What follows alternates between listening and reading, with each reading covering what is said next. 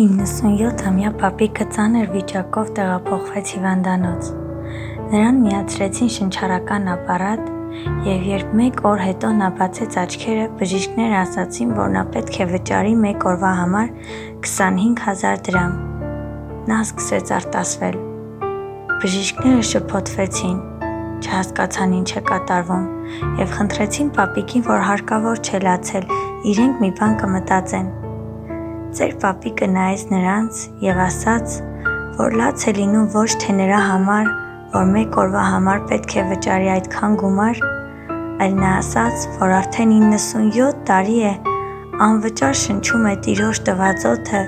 և գեթ մեկ օր շնորհակալ չի եղել դրա համար: Այդ խոսքերից հետո բժիշկների աչքերից արցունքները հոսեցին և նրանք պարզապես լռում էին, չգիտեին ինչ խոսել: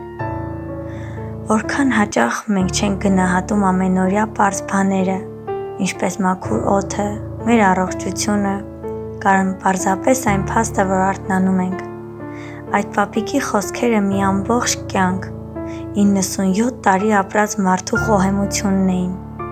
Իսկ մենք հաճախ միայն կորցնելու պահին ենք սկսում հասկանալ ունեցածի արժեքը: